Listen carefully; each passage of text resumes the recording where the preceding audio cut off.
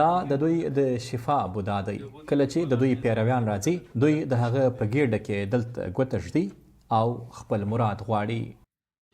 دغه ښار د لرغونې نړۍ یو له تر ټولو لویو پوهنتونونو څخه و.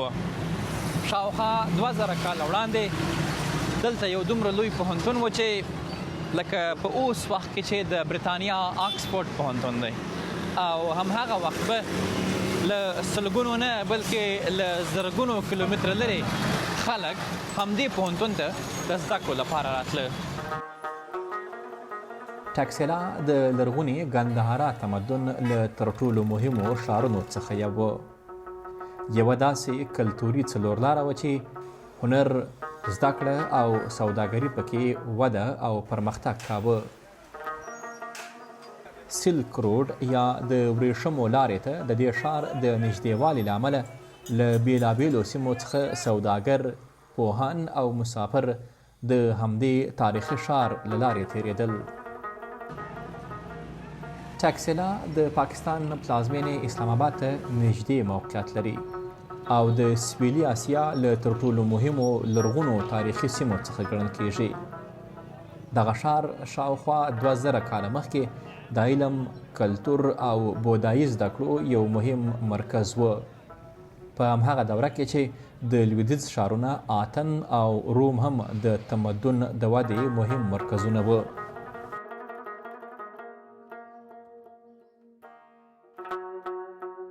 د هرم راجیکا ستوپا د ټکسلا له مهمو لرغونو تاریخي آثارو څخه ده. دا ستوپا له 2000 کلونو څخه زیاته پخوانۍ ده او د موریایي امپراتورۍ د واکمن امپراتور اشوکا په دوره کې جوړه سوې وه. دا ودانۍ د بودا د سپېڅلو پاتې شونو د ساتنې لپاره جوړه سوې وه او د ګندهارا د بودایي معمارۍ یو مهم مثال بلل کیږي.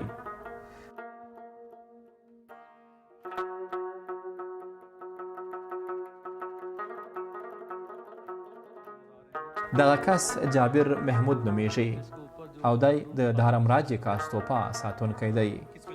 دی دلته د هغه لوی قبر ویجاړې سوې نقشې راښیي چې د ده په وینا د یفتلیانو دوره کې ویجاړ سوي وه.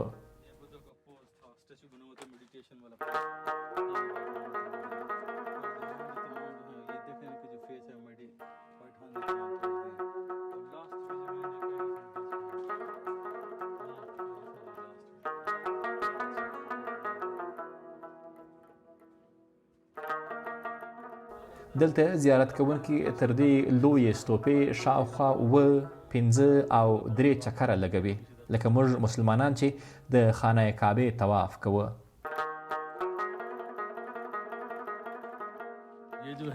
او دا بیا 28 وړې خونې دي چې زیارت کوونکي دغه چکر پوره کړي بیا همدلته کښیني او خپل عبادت کوي.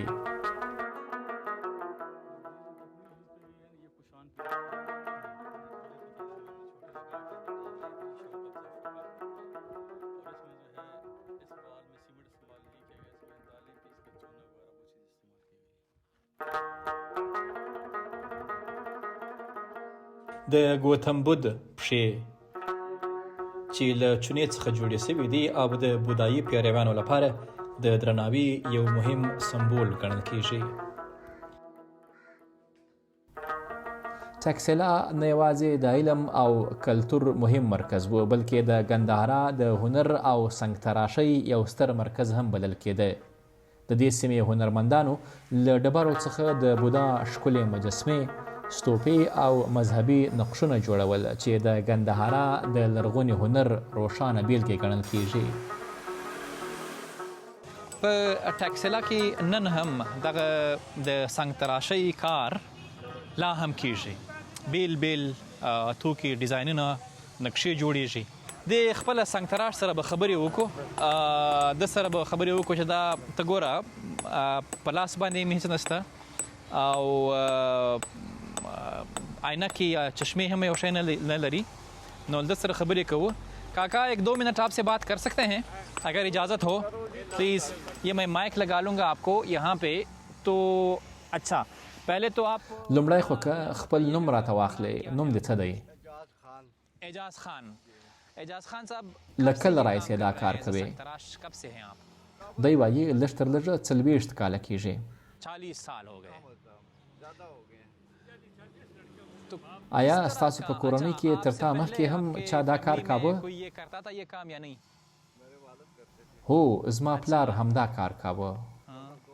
زما ترونو هم همدا کار کاوه او ما هم له هغوی زده کړ. دغه څومره ګران کار دی، ډیر ګران دی، بیخي ډیر. څنګه؟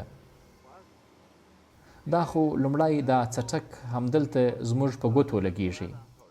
هر ځل چې په ډبره وار کوو خپل لاس وهو. لږ تر لږه 3 کاله زموږ نشانه سمه نه وي او خپلې ګوتې وهو. تر 3 کاله وروسته بیا زموږ نشانه سمه سي.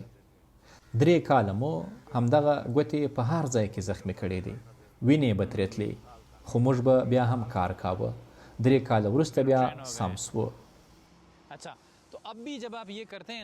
اوس هم چې ته دا کار کوي نه دې په لاس باندې دوستانې شته، نه دې په سترګو چشمې شته. حال دا چې د دې ډبرې ماتولو مهال وړې وړې ټوکړې یوې بلې خواته لګېږي. زه چې هلته ولاړ وم په ما هم 1-2 وړې ټوکړې ولګېدې. ایا تاسو پرې خوږېږئ؟ نه نه، دا ټوکړې په موږ نه لګېږي. څنګه؟ موږ دغه په داسې ترتیب نیسو چې ټوکړې یې یوې بلې خواته ځي او په موږ نه لګېږي.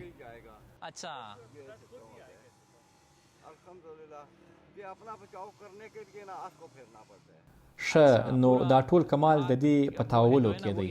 بلې هو، ژوند دې څنګه روان دی؟ ګزاره دې کیږي؟ ماشومان دې سبق وایي که نه؟ دی وایي الحمدلله ګزاره مو کیږي. په ماشومانو مو هم سبقونه وویل. حق حلال یې ګټو او په هغه کې ډیر برکت وي. سهار څو بجې راځئ او تر څو بجو بیا دلته یاست؟ زه خپله سهار ناوخته راځم خو نور کاریګران بیا وختي راځي. زه خپله 10-11 بجې راځم.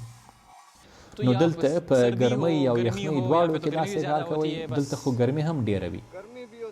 په ګرمۍ او یخنۍ دواړو کې هم دلته یو. په یخ کې همداسې لمر ته ناست یو او په ګرمۍ کې بیا تر دې ونې لاندې ناست یو. ښه، د دې سنګتراش کاکا چې دغه ډبرې دلته اوله وارې دوی راته وویل چې دغسې وړې وړې ډبرې راځي او هغه ډبرې بیا لومړی دغسې سنګتراشان هغه یې جوړې کړي، وړې وړې یې کړي، دغه ډول یې جوړې کړي لکه دا چې دی. او بیا تر دې وروسته بیا چیرته ځي دا بیا د کاکا را سره دی. आप ज़रा बताइएगा. अच्छा, इसके बाद ये जो मशीन पर आ जाए. अच्छा, इसके बाद फिर हाथ का काम जो है वो ख़त्म होता है. सर्दी उर्स तबिया द लास्ट कार ख़त्म थे बिया राजी मशीन का. सही. ये ओके ओके ओके. अस्सलाम वालेकुम, कैसे हैं जनाब? खैरियत? ठीक है आप? अच्छा अच्छा, यहाँ पे इस तरह. ठीक है.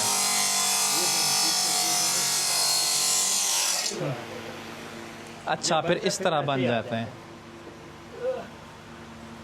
हाँ, इधर आ जाएगा जैसे इसके पास पड़े हुए. ठीक है, हाँ, इस तरह. हाँ, ये आ जाए.